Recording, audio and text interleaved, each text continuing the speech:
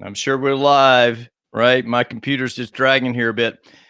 This is the Modern Longevitarian. I am Scott Stanfield, and this is going to be one of those It's My Friday episodes. And I know it is Friday and for some people's world, but for us restaurant people, right, that I grew up in and spent 27 years working in, you would hear that every day of the week. I typically, as a general manager, was off on Sunday, Monday.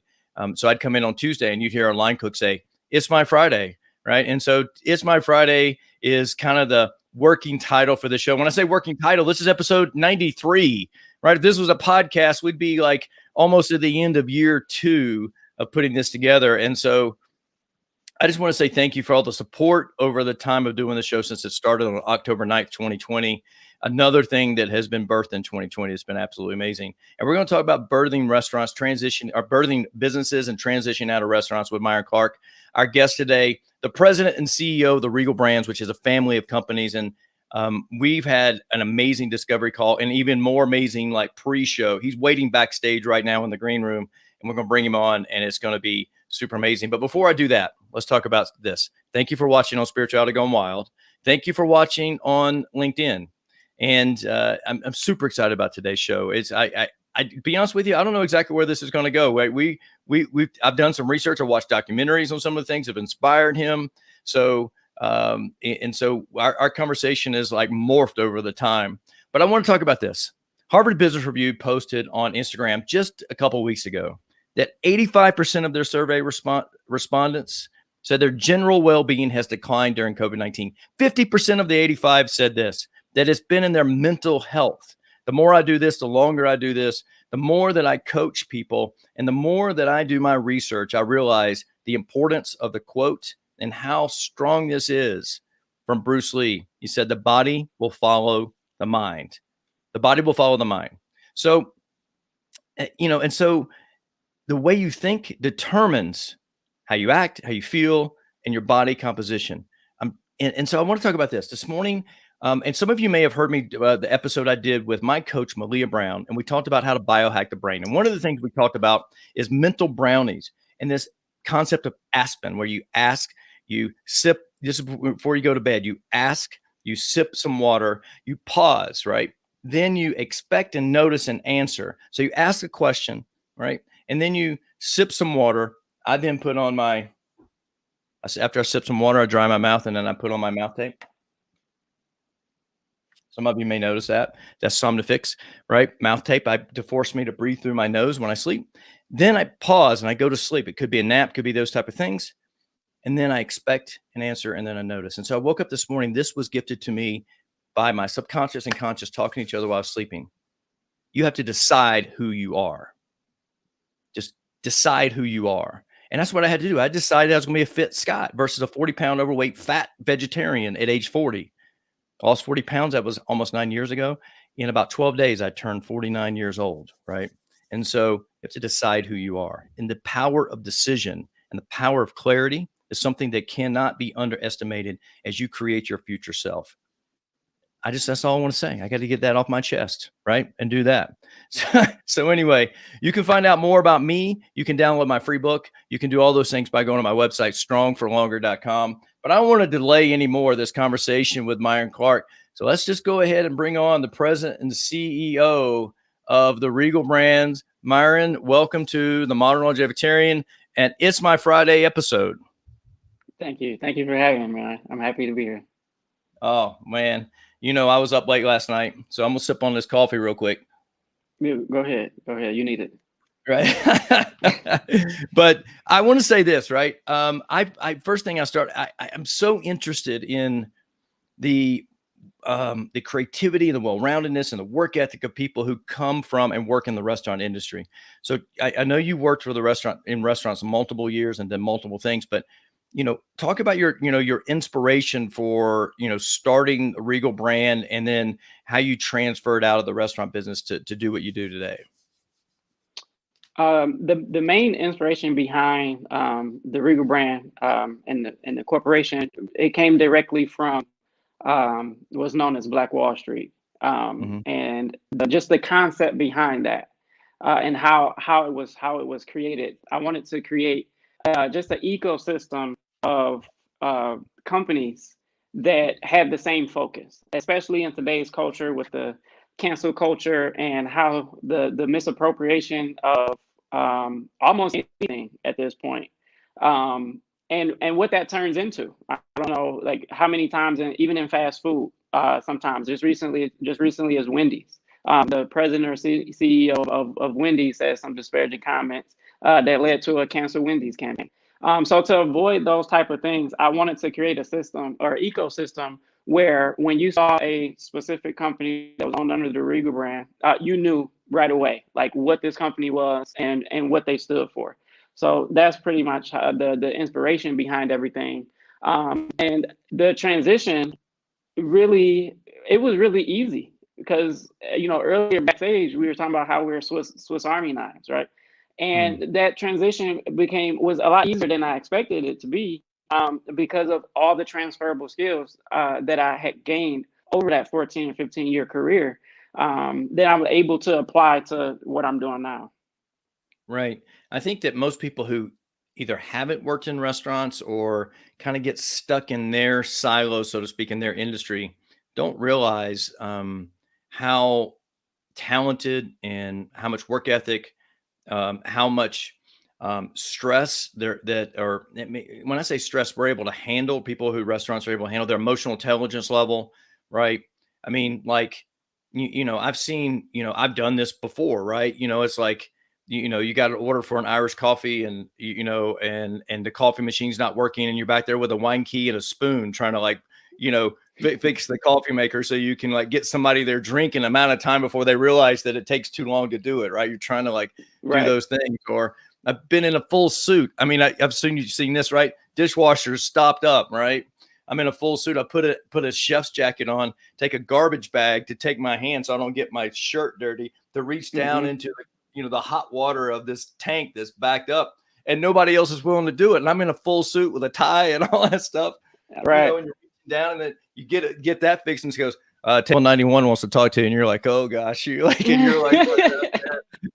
like, hi, my name's Scott. I'm the general manager. Lindsay asked me to come out and talk to you. What's going on? Right. Yeah. And you're like, I always want to say how great everything is. And you're like, going, whew, right. Yeah. But it's like if you took us and you put us in like like a creative graphic arts things where they could play ping pong any time of the day and video games and sit around and come up with ideas, we'd be like, I don't know how to do this, right? It'd be like, yeah, funny thing. But no, it's like, it's amazing. So transferable skills. Let's talk about some of the, brass tacks of transferable skills that you learned in restaurants that you use in Regal Brands today. Mostly the first thing that popped in my head was just the sheer communication skills, the ability to communicate at a high level, and at multiple levels. Because when you work as a restaurant manager, operations manager, especially at a high level, so when you do things like I was doing, like open restaurants, I opened 4 Logan's locations, I closed a couple restaurants. You have to interact with people at different levels, and you have to be able to communicate effectively. And as I venture out in the world and I start to deal and have dealings with other people, I realize how important that is to be able to effectively communicate with just about anybody. Because in the restaurants, you're not only dealing with the people who work for you or work with you, you're also dealing with the general public. And you have to be able to communicate with them effectively. And I learned quickly, folks don't like to feel like they've been talked over, that you're talking down at them, and that's something that I had to even still kind of at times struggle with. Try not to. I don't want to dumb myself down, so to speak, but I want to make sure that whoever I'm speaking to, at whatever level, I can clearly articulate and get my point across. Because I am a very direct individual when I speak, and then sometimes that rubs people the wrong way. So I have to make sure that I'm effectively communicating at all times. That is one of the biggest transferable skills that I have, that I use on a daily basis. And then other than that, it's just that just having that like you mentioned, the the creativity, no is never a thing. Like, I have to Right. figure it out. No, like, what do you mean no? Right? We were always trained to find a way to say yes. So I apply that even like to some of my like personal issues that I may be having. Like, it's never no. When I took a sales position once, and that first all the no's eventually will lead to a yes. You get to 100 no's, but somebody's gonna say yes. You just have to stick with it. And just having that just general wherewithal, I think is something that I gained from working in the industry. You know, it can be tough working in the restaurants. And there are plenty of times where I want to give up. You know what I mean? But having that wherewithal to say, I can get through this. I can figure this out. Right. And those are just some of like the like general just transferable skills that I use on a consistent basis. And it just not just with the Regal brand, but it shapes me as a person as well. I think that everybody at some point should work in a restaurant. Right. I had a guest on last week, Matt Shearer, and he was in the Air Force for 25 years, and he helps people transition from being in the military long term back into civilian life. He actually helps them optimize their LinkedIn profiles, which is how we met. You and I met on LinkedIn, and so I told him my theory, right? And I said, when we graduated high school, you should have two options. Two options. You can go in the military for 4 years, you can go work in a restaurant for 4 years. Those, or hospitality. Those are your two. Those are your two options. And then after those 4 years, you can go to college or travel to Europe to backpack, right? You can go live on in your parents' basement, whatever you want to do at that point. But you need to get some perspective on life, right? And those are the two ways that you could do that. Now, there are countries that force people, especially the young men, to go in the military when they first get out of high school and do those type of things. But I think that would solve a couple things, right? It would probably, because people wouldn't want to go in the military, right? They would probably solve some of our workforce, shallow workforce pool problems, and give us more people to work in the hospitality industry. Because I didn't know this before COVID, and this is not anything we planned on talking about, because I want to back up to the Black Wall Street piece, because that's so intriguing, and I want to dig deep into that. But I didn't know that 50% of the food supply chain was supplied through restaurants before COVID, right? Yeah. And so that's why restaurants were essential, because if you cut off 50% of the food chain, in America, what happens is the grocery stores are going to be empty, right? So you had to keep restaurants open, because that's how people eat, because people don't cook anymore, right? Yeah. I post a lot in my stories, like my Facebook story, Instagram stories, and even LinkedIn stories, just food that we make, right? And even my daughter and I do a cooking show. We actually cook food, right?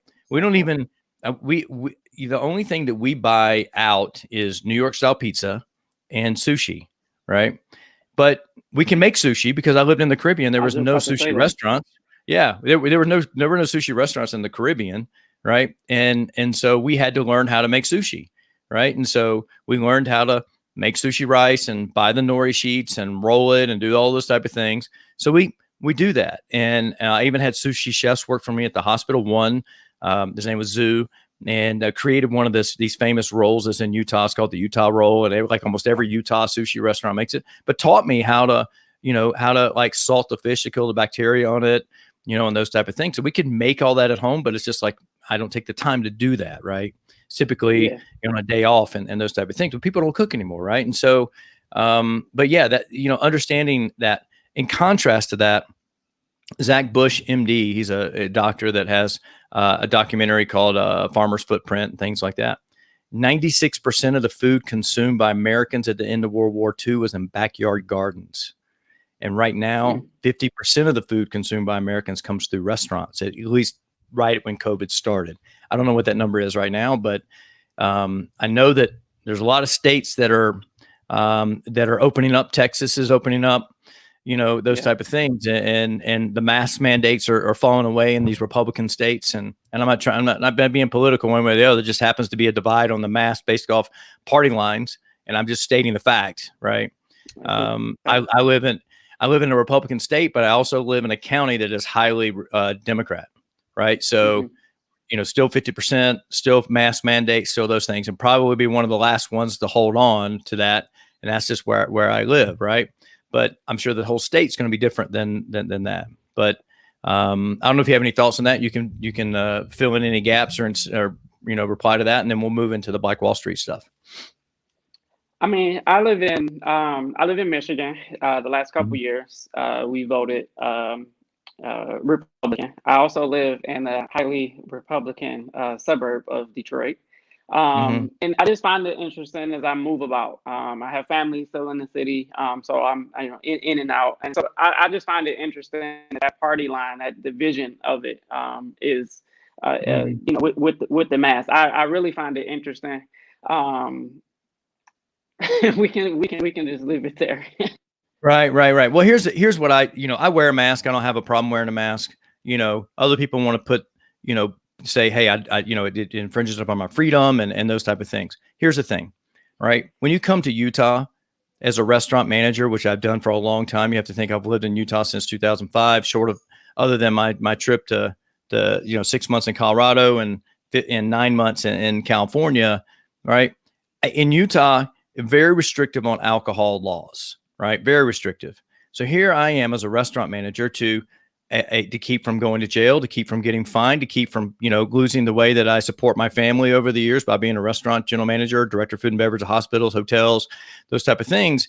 I've had to tell people the no word, I'm sorry, sir, I can't get you that double jacket on the rocks. I'm sorry. Mm-hmm. Why not? Well, it's against Utah laws, right? Somebody from Texas thinks that they can sit in the bar with their kid. Sorry, sir, you can't sit with, in the bar with your son because he's under 21. Why not? We can in Texas. So you're in Utah right now, right?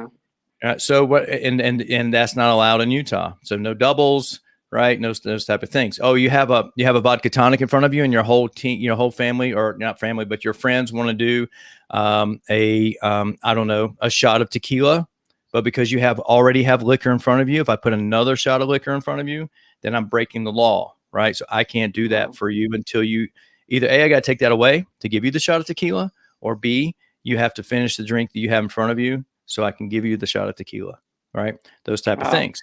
So out of respect, so I've been put in that position as a restaurant manager, and doing those things and having explained it to people and all that stuff. Think of the little $15 an hour young person that's sitting at the door of the grocery store that's having to tell you to put a mask on, right? So out of empathy for them having to tell you to do something that they had no power in the decision, right? I put my mask on just so they don't have to have the same problem I had to explain the alcohol laws. So I have empathy for where they are, right? Yeah. And so I totally get it. They're enforcing a rule that they had no control in making. And it may, in your opinion, make 100% sense, or it may make 0 sense. Doesn't matter. Yeah. That's what it is, right?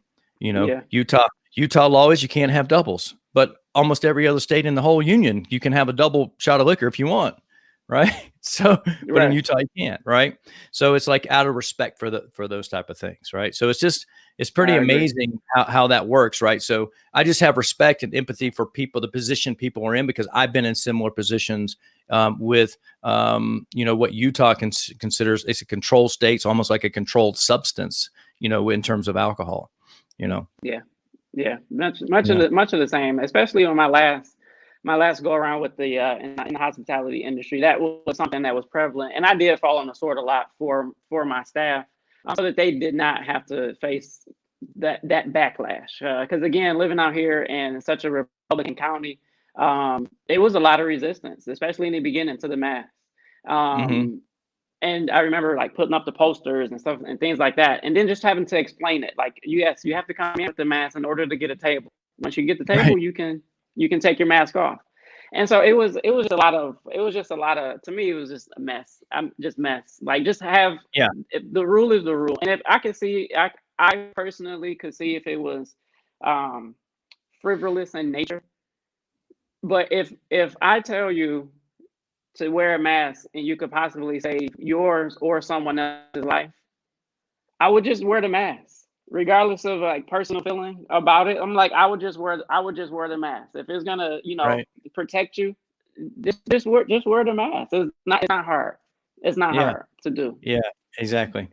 I know it's not, right. And so, it's John Jensen. He may be watching the show. I know he made a comment about this. He sent me a study about that came out just this week, I think, or earlier this week, about how people who are overweight are more likely to pass away from COVID than people who are in shape, like you and I, right? And so we could be, asymptomatic, spread it, things like that, and think, hey, I don't have it. I don't. I even have a neighbor of mine that that tested twice, had zero symptoms, and it was positive, right? And so, it's like, here's the thing. It's just really, really interesting thing. But let's talk about Black Wall Street, because I had never heard about Black Wall Street. And you told me in our discovery call, this is what your company was based off of, this family of brands and those type of things. And so I started doing my research on it. You reminded me of it yesterday. There's a History Channel documentary that's got a little bit of age on it, but it doesn't matter, because it goes back to talk about colonial times, segregation, all those type of things, and what created it. So, so this is like an extension on Black History Month, because I had never heard of Black Wall Street. I never heard of the Red Summer of 1919 with all the massacres that happened. I never heard of the massacre of Black Wall Street, or any of those type of things, or Booker T. Washington naming it Black Wall Street, any of those things. And so this has been omitted from the history books. You'd have to be someone who's, avid watcher of the History Channel, or had to dig deep or something like that to know what this is. So tell me how you found this and what inspires you about Black Wall Street to model your business after it. Well, obviously, being African American, some things were just taught and handed down. And to me, it was general knowledge. I've always been cognizant of of Black Wall Street and what it was. I am fortunate enough to still have my grandmother in my life. And just recently I went over there and I just cooked for her, and she was watching that documentary on TV about Muhammad Ali and the Black Panthers. They just recently made a Black Panthers movie. So I get to pick her brain still about things like that. And she's just a wealth of knowledge. She migrated from the South up here to Michigan. And that's kind of how from Georgia, if I'm not mistaken, that's kind of where my roots kind of lie. So just information that to me was always common knowledge. I grew up knowing what Black Wall Street was. The idea behind it of having that ecosystem of companies, that's really what inspired me. Because when I first started and thought of the Regal brand, and use that as the inspiration, I really wanted to get with and work with other, not just minority business owners, but other business owners to pool together and work together. I did find a lot of reluctancy to do that. And that's what made me strike out on my own. I said, well, again, that wherewithal. Well, if I can't find a group of like-minded people, I'm just going to create these companies, So, that's where the inspiration kind of came from as far as that goes. I speak about the one in Tulsa, Oklahoma. That's the most popular one. And it is omitted from the history books because most notably, they talk about the riot in 1921 that burned it to the ground. And that was where I first learned about it. Was about the 1921 race riots and what burned it down. And I had to go through and do my own research, going online, looking through encyclopedias, and things like that to like really get that backstory on there. As far as O.W. Gurley, who's the first one who bought 40 acres of land down there and kind of created the first business there, which was a rooming house for the immigrants and the people that were looking to escape the Jim Crow laws and things of that nature. He kind of started it, if you will, and he attracted other African Americans at that time. For J.B. Stratford, he created the Stratford hotels and began to put those down there. And it was really just a street, Greenwood Avenue, that ran directly through Tulsa, that plot in Tulsa, Oklahoma. That was the hub of it, you know. So I really like the idea from a business perspective, looking at it through my eyes, looking at it from a business perspective of having all of these like-minded businesses that were attached in a way, you know. So my goal with it is to literally create an ecosystem, and that's where these divisions came from. Like the hospitality division of the Regal brand. We're gonna put a bunch of different, you know, doesn't have to just be restaurants. It could be, you know, anything in the hospitality field, a hotel, a casino.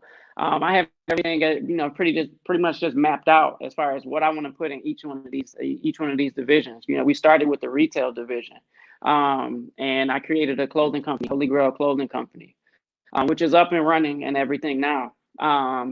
But it's just you know, if you just connect it, you know, you might really follow and really like the Regal brand and what it represents, giving back to the community, representing the culture well. So folks will make a conscious decision to do business with the Regal Brand Inc. and its family of companies. That's my goal, and that's what I'm looking for. I want each one of these companies, I want the Regal Brand and each one of these companies that I operate to become household names. And it's going to get to a point where you're going to be supporting the Regal Brand and its family of companies and really not even know it. You know what I mean? That's how I want it to become so commonplace that, you know, you can't burn this down. Right. Well, you know, it's funny. You mentioned Tulsa, right, which is the most famous one, and that's the one Booker T. Washington name is the Black Wall Street. And you know, I was, you know, again, watched that documentary, and so this is the way I've understand it. And we talked about how man can manipulate the story, right? We can't even sit in a circle and play telephone and whisper in somebody's ear and get all the way around through the 10 people and be the truth, you know, be where it started, right? But you know, here's the thing that intrigues me, right? You know, it's in Tulsa, Oklahoma. It's in even going back to, because my mom's grandmother, my great grandmother, she had passed away before I was born, but she was full-blooded Indian, and I was told for most of my life that she was Cherokee, and that I had, you know, Cherokee blood, you know, and my mom turned 70, and she's got like 3 gray hair. She's got this really dark hair, right? So she's definitely got more than me, right? You know, in there, because my hair is kind of light, and I guess I'm expressing some of the Irish, you know, in our blood as well, but. In English, right? Being from, you know, having Stanfield being an English name. But my point being is this, right? So the Indians got pushed out of the Southeast, right? Then post-Civil War, when all that stuff happened, there were some Indians who actually owned some slaves, right? And so they're out in Oklahoma in the Indian Territory. And then all of a sudden you have these free African Americans that have been released. And then Oklahoma was split at some point into 2 territories, where it was Oklahoma and then the Indian Territory. And there was like a lot of push on the frontier. And most people don't realize this, but Oklahoma was really predominantly African American in the beginning. There was land rush, 2 million acres through this land rush that were claimed in a single day by peoples. And so African American people became farmers, landowners, you know, things like that. But then there was an oil rush, and the white people came in and started, you know, claiming this oil rights and those type of things. And they made most of the money, but it trickled down to the African American. And they were in northern Tulsa, and southern Tulsa is where the white people were, and they really couldn't go there, right? And then northern Tulsa is where this Greenwood Avenue was, and there was a grocery store that was there. You talked about the housing and things like that. But they had everything. You watch the documentary, you'll see they had everything they needed. They had everything you need because they couldn't go. It was economics, right? It was a boom. There was lots of money, but they couldn't go buy anything in southern Tulsa from the normal, you know, grocery stores because of the Jim Crow laws and the segregation and all that type of stuff. They had to create their own. They created their own, right? Booker T. Washington was on the way to Tahiti, right? And he stopped in and named it the Black Wall Street and those type of things. And it was thriving, like super thriving, right? They had the ability to capture a consumer's dollar, which was their own, and it stayed there. Right. Because they had their own grocery store. They had their own clothing, places to buy clothing. They had their own housing and hotels. And they were able to capture and recycle the consumer's dollar multiple times over before it ever even needed to go outside of the community. Right, exactly. And so that's and that formula is what the Regal brand is, right? You have these family of companies, right? Exactly, and that's what you're looking at. Then years later, like you said, 1921, there was this interaction between African American young boy who dropped out of high school that with there was only one bathroom that African American people could use in the southern part of Tulsa, and that's what created the riot and all that type of stuff, right? And so he was going to the bathroom, something happened, the media got involved, right? And so when you think about the things that are going on modern day, right? Ferguson, Missouri, you think about the things that are happening, with Black Lives Matter and all that stuff, right? It almost, and I'm not saying this to diminish it in any way, but look back to 1919, look back to 1921. You look at the massacres of Black Wall Street. You look at how they crushed that and all those type of things, right? I mean, those times were tough. I mean, super tough and super tense, right? I mean, because people, they weren't as accepting as we are now for those type of things, right? And or have the empathy or those type of things. And so it's been it. I mean, I look back at that, and I grew up in the South. Yeah, I think I turned 49. I was born in 1972, right? Yeah. Civil Rights Act wasn't passed until 69, right? Right. So I have memory of my great, seeing older people that didn't recognize that Civil Rights Act really, right? In the backwoods of South Carolina, when I was going to these racetracks in my early teens and seeing how people were treated and the division and all those type of things. Now, there were no signs that said colors or any of those type of things, right? But mindset of somebody who's 70, 80, 90 years old, in 1980 didn't change much, right? So I've witnessed some crazy stuff, right? But here's the thing. I've always believed this, that we're all born equal, right? We're all born equal. And I think this, we're all earthlings. We're all, we're earthlings, right? We're humans, right? The human race, all of us. Yeah, it's the human race, right? And we're all the same, right? And if you don't think we're connected, look at how fast a virus spread from Wuhan, China, around the world. Yeah, we're all connected. Yeah, right. I agree. It doesn't matter. It doesn't matter any of those type of things, right? It just really doesn't matter.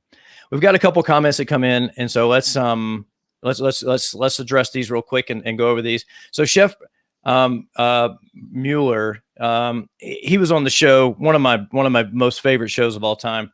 Here, I guess I'm just going to coin a saying here. You can take the chef out of the kitchen, but you can't take the kitchen out of the chef, right? So here's his comment. You got to see this, right? Talking about home cooking, my wife is just in the process of making Hungarian style goulash and simultaneously pork in salsa verde. Yes, high protein dishes, but at the same time, freshly cooked from scratch. Every day we cook from fresh, including homemade pizzas. Nothing gets wasted. We maintain a push list with all the products on hand to be used.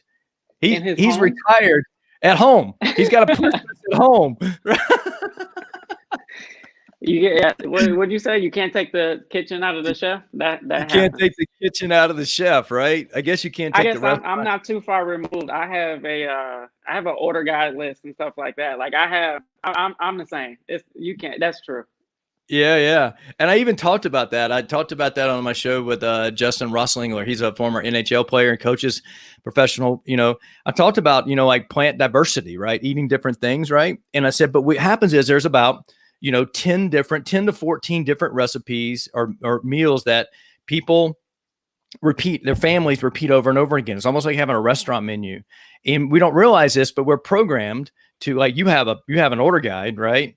But we all do, right? And I just hold mine in my head, right? It's like, but you walk in the grocery store and you're like, okay, I need this. And it's over here. And you just like have your routine on where you walk through the grocery store to be the most efficient. There's aisles in the grocery store being keto that I don't even walk down, right? There's just aisles I never walk down those aisles, right? Right. And if we need to order, if it's on the list, right, for dog food, then I go down that aisle and I pick up the dog and the cat food and those type of things, right? Like what you're going for. Yeah, you just know what you're going for. You have a list of things and you like literally have this routine and you do that.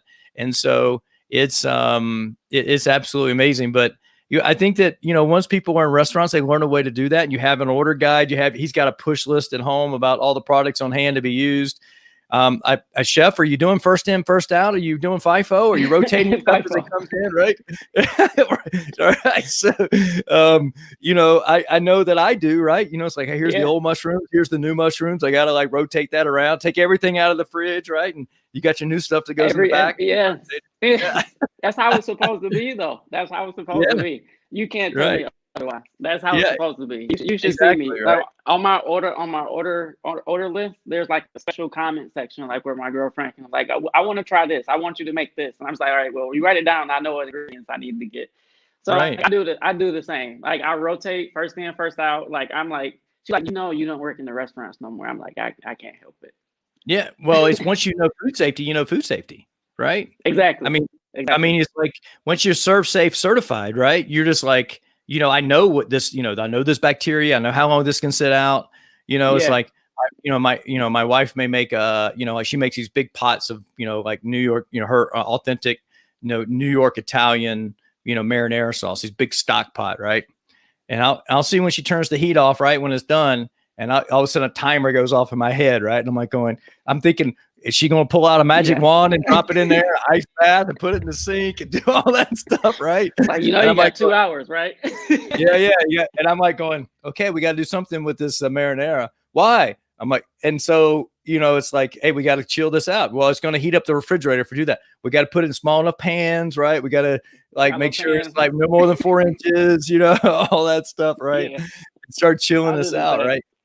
Yeah. So, with that type of stuff. All right. John Jensen has made multiple comments. John, I mentioned him earlier, sent me that study about the people who are overweight and all that stuff with COVID. But he said, Myron, I was looking at your website and then the next one says, and I see you work with nonprofits, right?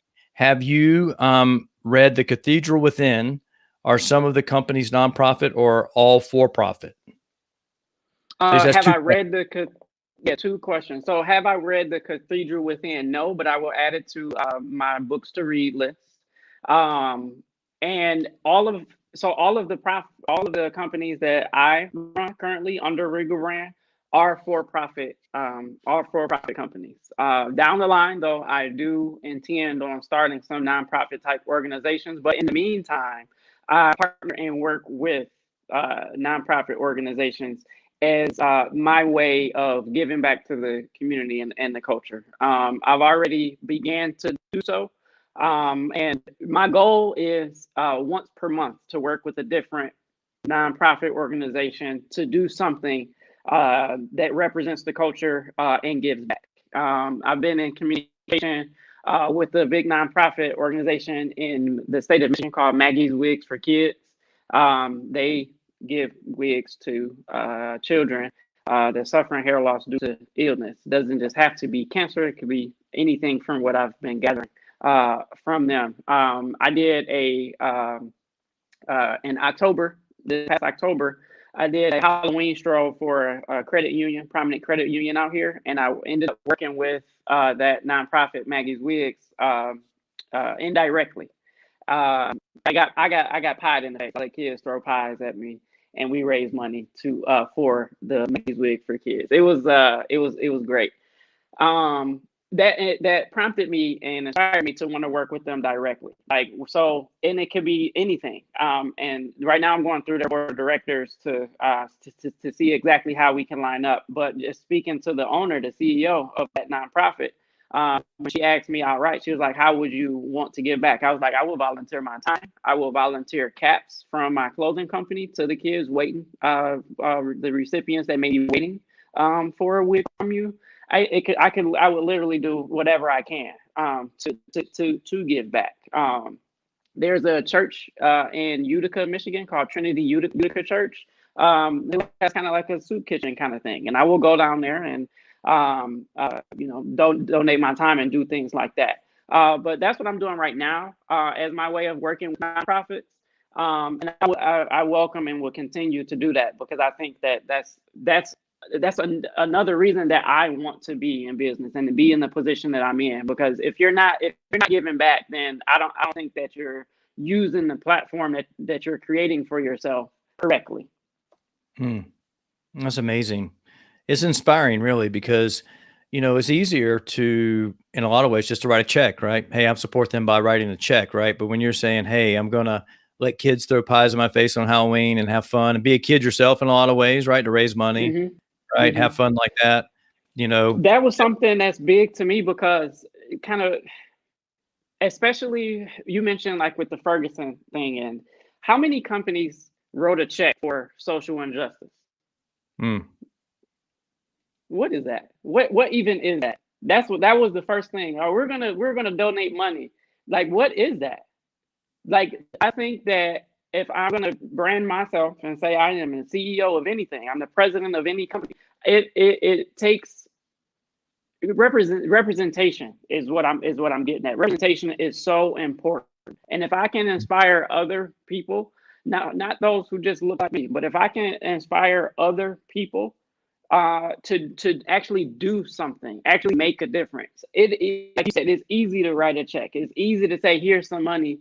Here, like I call it hush money. I call it hush money. Here, I donated mm, some money to racial injustice. Here, be quiet.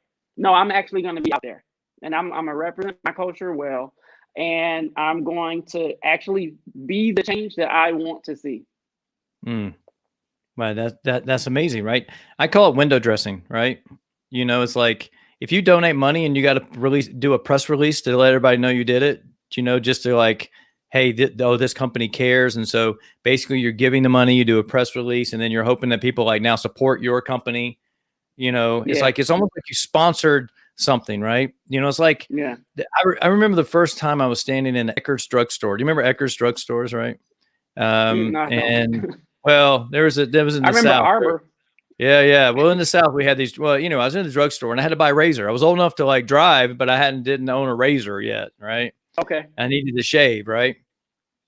And I remember this very vividly, right? I remember like looking at all the razors and I'm like, oh, Gillette, I'll buy Gillette, right? And this is before I was conscious about, animal testing or any of those type of things. I didn't really think about those type of things, right? But the reason I bought a Gillette razor wasn't because it was the best razor or had, 4 blades or, any of those type of things. It was because they sponsored this in NASCAR races. They had this Gillette halfway challenge and it rang in my head. I'm like, oh, Gillette. Mm. Oh, and I watched NASCAR, right? I was used to race go-karts. I was still racing at the time, and I was like, oh, the Gillette halfway challenge. So I'll support Gillette because they support NASCAR and I'm a fan of NASCAR. Right. Mm-hmm. And their name had rung in my head that way. So the same thing would happen is like, hey, if you write a check and you do a press release that you're supporting, whatever cause this may be, right? Versus actually getting in there and spending your time going to soup kitchen, donating product for, people, those type of things, or, getting pies thrown in your face, right? For a good cause, right? I think that's, a form of sponsorship, window dressing, or as you call it, hush money, right? It's really I agree. interesting. Yeah. Yeah. Interesting thing. I'd never really put all that together really, but time is the most important, right? That's why like today, like doing handwritten thank you cards are so much more important than actual like an email, right? Doing a Yeah. handwritten thank you card is so much more important, right? Because it shows people you actually took the time and you cared and you put a stamp on it, dropped it in the mail, right? You did all those things, That took right? effort. Yep. It took more effort. I would say, Yep. so like when I did the Halloween stroll was for Freestar Financial Credit Union. I Mhm. have some really really great friends who reached out to me and said, hey, we are looking for more sponsors. Would you like to be a part of this? And it was the first thing I was able to like really do with my company as far as being out in the community. And I Mhm. jumped all over it. I'm like, how many bags of candy y'all want? How big y'all want them? Like, I'm like showing up with everything, like to add to the goodie bags for the kids and stuff like that. And just being out in the community, getting the chance to meet people and talk to them. Just see me, put a face with the brand. It would have been easy for me to just like throw some banners up and say, yeah, the Regal Brand, we help sponsor this, and like, but it was different that I was actually out there. That I actually volunteered to go over there, and had the kids had so much fun with it. They had so much fun with it, and that was so good to see. Like, I have a 9-year-old daughter, and she's even involved with the company. There's it's called Holy Grail Kids. Is the kids division of the Holy Grail clothing company. And she's an inspiring artist. She wants to be an artist. And, I had a conversation with her and I asked her, asked my 9-year-old's permission to use her artwork. I'm like, hey, would you like me to, use your artwork? We can put it on some clothes. We can brand it. And she was like, well, we can do that when I get older. She felt like it was something that she had to wait to do. And I was like, why wait? You're an artist now. Like, let's do this now. And so I took this art. I had it taken from her hand drawn, which she provided for me. Had it digitized, put it on a shirt, and she was that was an inspiration to her. She's already saying she's like, I'm the next CEO of the Regal Brand. I was like, wait, like, I'm not done yet. I'm like, but yeah, you are, but I'm not done yet. She's like, Daddy, when you gonna retire so I can take over the company? I was like, I got some years on me, so you gotta wait. But it's things like that. That's the inspiration. That's what I want to do. There's been more talks about me going to speak at some high schools in the city of Detroit. Like, I've done career day before, so now when I do career day, it's gonna be completely different. Right. It was I know some folks up at Munford High School in the city of Detroit. They're having trouble with the virtual schooling, with the virtual learning, keeping the kids on task and inspired to do it. You know what I mean? So I was going to go there and talk to them about self-motivation, because a lot of what I do is you have to motivate yourself. So if I can inspire and motivate other people and say, hey, I know it's difficult right now, but you got to push through it, and here's why. Because if you don't, this is what'll happen. But if you do, you can create and build your own platform, someday down the line. So those are the things that I really like to do. And it just goes back to creating this platform and using it to inspire other people. Right. It's really interesting, right? When it comes to, generational cycles, and that's the quote that I have in the intro of the show, right? Which is, to find your true self, you have to break generational cycles, right? My dad was a truck driver for over 30 years. Mom was a lunch lady, right? And now here I am on a, modern longevitarian show talking about the 8 pillars of living your best life. They both had, cancer at age 55, right? And those I've said that story over and over and over again. And if you haven't heard it, I'll tell it, right? But I just not the point of this show. But for you to tell your daughter, I remember, I think this was Van Gogh's. It's a quote by a famous artist from back in the day. I mean, like the real day. So we're all born artists, right? All born artists. The toughest part is actually staying one, right? Yeah. Because we get it kind of worked out of us in a way, right? The most watched TED Talk for a number of years, and it may still be the most watched TED Talk, is by a British guy's professor, ironically, and I think he was teaching at the University of Southern California, Sir Ken Robinson. And the title of it is How Schools Are Killing Creativity, right? Mm-hmm. And so it's our job as parents to instill that creativity into our kids and not be part of the system that worked it out of them. And so I didn't understand this when I was, younger, and so I, kind of squashed the creativity of my son, right? But now my whole thing is like, how do I help him recover from the damage that I've done, right? How do I instill that into my, into my daughter who's 13, right? And part of that is doing the cooking show with her, right? Yeah. She also has an Instagram page that has over 4,000 followers on an Instagram page, and it's about healthy cooking as well. Yeah. And for a while she wanted to be a chef, and then she decided she didn't want to be a chef. And so, but the thing is that, I do all my own graphic design, right? And I talk about health and all those things. And, my son has told me, he's like, Dad, you have the heart of an artist, right? Because I do all the, I did all the design on my backdrop. I do all the design on all my graphic design and those type of things, but when you grow up as the son of a truck driver and a lunch lady, an artist doesn't, being an artist doesn't come up as a way to actually support yourself. Right. Right. Because they're disconnected from that life. Right. They're blue collar workers. They get up, they punch a clock. Right. They're not in management, those type of things.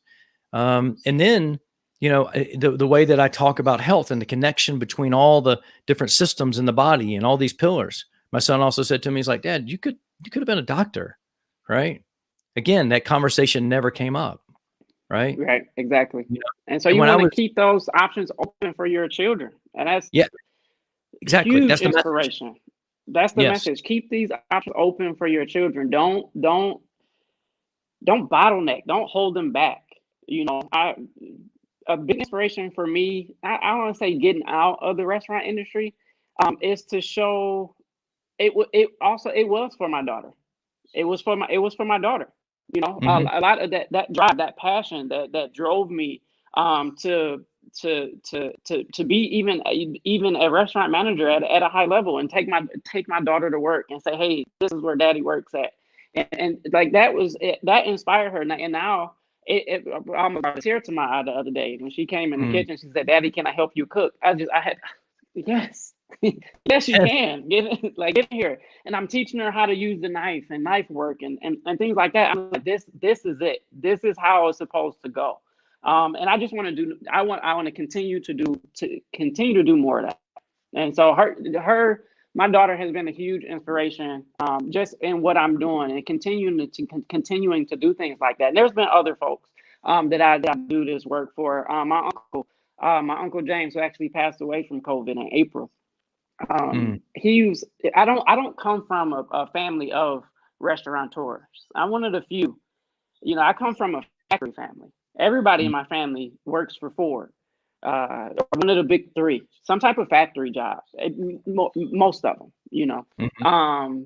And even early on in my restaurant career, as I'm trying to, navigate and get my footing, I don't know how many times I heard, get a real job. You're not going Yeah. to be successful in this industry. Right. You Get a know real job. that Yep. Get a real job. That fueled me to continue to just work hard. And when I was in my early 20s, and I was traveling out on the road, opening these different Logan's locations and stuff like that, and I got family calling me. They're like, what you do again? Like, I'm Yeah. still in the restaurant industry. I'm still working in restaurants.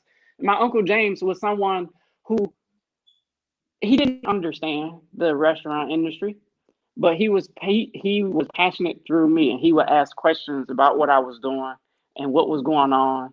And half of the jargon that I would use, he wouldn't pick up on, but he asked questions anyway. And a lot of members of my family was like, Myron, you're going to do something great. You're going to do something big. We don't know what it is just yet, but whatever it is, it's going to be big. And one of the things, I don't know how to say regret, but I'm kind of, I guess, heavy-hearted about that he hasn't seen this come into fruition for real. Like, because he just wasn't here for it. But his passing was kind of like, what am I going to do? That I had that kind of like come to Jesus kind of moment. I'm just like, what am I going to do? How can I make him proud? You know what I Mm. mean? And so that's another piece of inspiration for me. I just kind of do it for him. And sometimes I sit, like, I'm in my office right now. I'm kind of just sitting. I was like, this one's for Uncle James. Because Mm. I really feel like he would have been proud. And I know a lot of members of my family are extremely proud of me, but his passing kind of just spurred something in me, and I really, at that moment, began to make some, like, real life decisions. I'm like, what am I actually going to do? Am I going to retire from the restaurant industry? I don't. I didn't. I was like, no, I'm not. I'm going to do something that I want to do. And Right. it ended up being Well, this. I applaud you for A, honoring him, and B, breaking the cycles, generational cycles, right, of your family. Yeah. So, Yeah. and then also carrying that to the next level with your daughter, right? I think that's absolutely amazing, right? Thank you. Absolutely amazing. You're welcome. So, we got Ben and Carr, great show, guys. So, Ben and Carr, thanks for Thanks, tuning in. Dennis. All right. So, here's the thing. I'm getting chills, right? I'm the first time I'm gonna talk about this online. I actually have only shared this with 2 or 3 people. I came up with this it's been something that's been kind of churning in my head for a bit, right? And I think that we're on the beginning stages of an enlightenment period for humankind, right? It's like what I'm teaching my kids, right? Right? And what you're teaching your daughter, right? That you're an artist now, right? And Hmm. there's going to create this in level of enlightenment that we're the people who are on the wave, so to speak, right? are going to actually be able to raise up not only themselves, but the generation below them. And it's like where, where like one generation may do slightly better than the next. I think that the generation below us is going to exponentially outdo us, right? Mm-hmm. Or because you're planting that seed with your daughter, like I'm planting seeds with my kids, right? To exponentially, leap way above us. It's our job as parents to give them a platform to jump off of, support them as long as we can, do those. But the thing is that we can change their mindset, right? Yes. Right. Without the restriction of it. Right. And really guide them through this part of their lives and tell them anything's possible, that even though there's been no artist in your life, that she's an artist right now. Right. And no artist in your family over multiple generations that you can even find, that she's an artist. Right. And I don't even know that my Wednesday show, we do the live cooking show, and we did these. I don't know if you see on TikTok, we do the foldable sandwiches, right? They're all trending and all that stuff, right? So we did this series of foldable sandwiches. We made one with buffalo chicken and blue cheese and did that. That was my lunch, right? And then for my kids, we came up with this idea to do a fish and chips foldable sandwich. So it literally had the breaded fish patty on it, and it had the French fries on it and tartar sauce, and I put a little cheddar cheese on it, right? On the sandwich, right? But I had to, so we do almost everything from scratch on the show. I mean, I don't make mayonnaise, right? But we made the tartar sauce, right? So I'm chopping the pickles up, right? I'm doing that on, with the overhead view and all that stuff. And I put some mayonnaise in a bowl and I'm mixing it up. And then my daughter, who's got her earbuds in and everybody can hear her, she goes, "Dad, if you put some pickle juice in there, make it creamier." She's telling me how to make tartar sauce, right? And I'm like, okay. See? And I poured it in there and I was like, she's right. It was like it made it creamier, right? And I didn't even, I never had made, tartar sauce that way. And, because a lot of times in restaurants, you get the 4 1-gallon tartar sauce as you get shipped in, right? You just order it, right? And it comes in, right? Yeah, exactly, right? Exactly. It comes in a plastic jug. You get 4 1-gallon cases. You got 2 cases sitting in there and you go. But I haven't worked in a place that served tartar sauce in a long, long time, right? Yeah. Because I've fine dining steakhouses and that type of stuff, right? And I'm sure I could have found some foodie recipe, and I could have like, hey, this is a recipe, and like, we got it from this website, this blog that wrote, 14 pages on why they love this tartar sauce recipe, and then here's the, and that type of stuff, and done that. Yeah. But it was 3 ingredients: pickles, pickle juice, and mayonnaise, and we did that and made this really cool sandwich, right? But my daughter is the one that added to the third thing, and so we're at the beginning of this enlightenment period. Right. And it has to do with mindset, breaking generational cycles on everything. Generational cycles on mindset, generational mindsets on eating food, starting businesses, transitioning, pivoting, those type of things. All can be positive. And so I just want to give you a big round of applause, right, on that. So amazing. Thank you. You're welcome. You're welcome. Go ahead. Were we having... No, I don't know if we were having some issues, but no, you froze for a second. You froze on just for you and me, but just so you know, very rarely does that impact what people see as it's streaming live, right? So if it freezes, just keep going. No, you froze for a second for me, but we're good, right? So let's say this. So obviously people can find you at theregalbrand.com, and that's right under your name, Myron. Where else do people find you online? Well, me personally, I'm on Facebook and Instagram, and mostly you can just use my name on Facebook. On Instagram, it's Mr._Clark89. But Facebook and Instagram, and then you can also find the Regal Brand itself on Facebook and Instagram just by typing it in. Mm-hmm. And then we found each other on LinkedIn as well, right? So you're on there. I'm also on LinkedIn. So if you type in my name, Myron Clark, on LinkedIn. And I honestly thought once I retired from the hospitality industry that I wouldn't really use my LinkedIn profile that much, but I almost use that more than my other platforms, to be quite honest. So yeah, those 3 platforms. Right. There's so much on LinkedIn, right? And like John Jensen's watching on LinkedIn. All our comments today have come in from LinkedIn, right? It's like.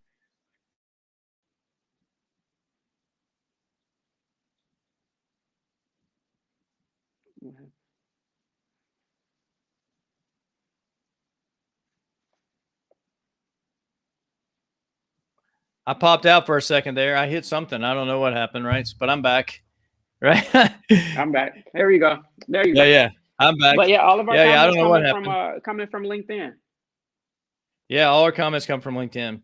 So, and I just lost them because I fell out of the back office or the production studio side of this and lost all the comments. But they all came in from LinkedIn, right? So, so yeah, you were solo for a second. You had your own live show for a second there, Myron. You were doing For it, like man. 30 seconds there, man. I was holding it down for you. That's the first time that's happened in 93 episodes. I don't know. I was just you on my mouse pad here, and it like flipped off. I'm like, I don't know what happened, but there we're at. So, man, I just want to say thanks for coming on the show and sharing your wisdom and insight and inspiration, for what you're doing, and also a little bit of history that is in our blind spot, right? That is really omitted from the books and schools, and I'd never heard of it, because it's just. I really just want to say thanks for coming on the show. It's been amazing. I appreciate it. And thank you for having me. I hope that we've together been able to inspire more people to just go back and do some research on Black Wall Street, and not just the riots. That is a part of it, but go back and get culture and learn about that, because it was an affluent area for quite a while. So I just appreciate you for having this platform and allowing me to be on it, and I enjoyed myself. I would definitely do it again. Yeah, well, I'd love to have you back. We can dig deeper into what you're doing, and because we didn't talk about the different families and the brands and those type of things, but I encourage people. I know you got you mentioned the clothing company and the hats and those things you do with the with the people awaiting the wigs and the young kids and those things, which. I just got my hair cut. I don't know if everybody noticed, right? But so I could have donated some hair. I didn't get it cut for 8 months, right? So it's like, I probably could have made a donation to that, but I didn't. It was before I knew about what you were doing, so I missed it, right? But Now you do.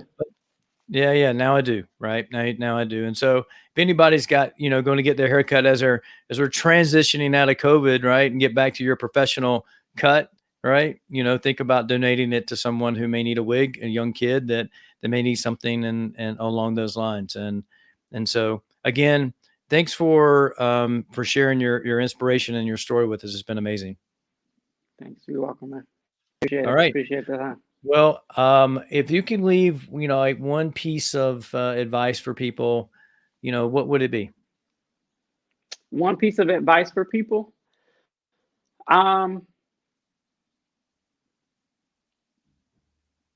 I like what you said earlier about deciding who you want to be. And I think that having that determination and that willpower is so important to be able to create the longevity that we're both talking about, and to have that generation up under exponentially do better than us. There are times and there will be times in your career, just like for me, transitioning from the restaurant industry to what I want to do with my company. I had to make a decision to say, this is what I'm doing now. And it might scare people off, family, friends, or otherwise. It may scare people off. And you have to be comfortable with that. Like, whatever it is that you're going to do it. Don't worry about what anybody says. Don't worry about what anybody says about, oh, it's a bad idea. That's too risky. Because I heard that all with the Regal brand. The Regal brand is too risky. It's too big. It's too broad. You got 7 divisions, all these different companies, all these different ideas. You're spreading yourself too thin. That's where planning and proper planning and being strategic with your goals and how you go about doing things. That's where that comes from. But if I didn't have the willpower, the wherewithal, and the ability to plan and market myself, I would still be working for someone else. So whatever it is that you're going to do that. Don't stop till you're ready. Right. Wow. Great advice, man. Great advice. Again, amazing show, Myron Clark, President and CEO of the Regal Brand. Thanks for coming on the show. It's been amazing. Thank you. You're welcome. All right. So it's time to roll the credits. I just want to say 2 things. Thanks for watching. Thanks for commenting. And it's time to say cheers and be brave. Cheers.